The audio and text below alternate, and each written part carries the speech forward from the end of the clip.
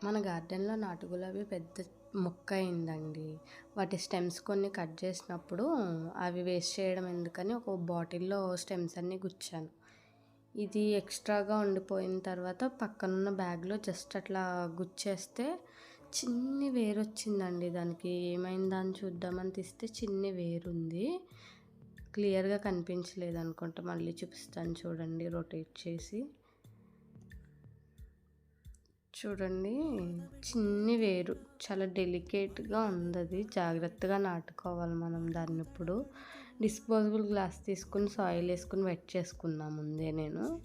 అందులో జాగ్రత్తగా పెట్టేసి జస్ట్ అట్లా పెట్టేశాను.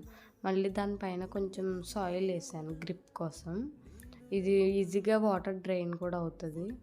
దీన్ని తీసుకెళ్ళి నేను షేడెడ్ ఏరియాలో పెట్టేస్తాను.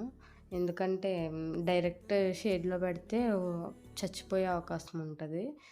సో, షేడెడ్ ఏరియాలో పెట్టేసి మళ్ళీ చిగురొచ్చిన తర్వాత మీకు చూపిస్తాను.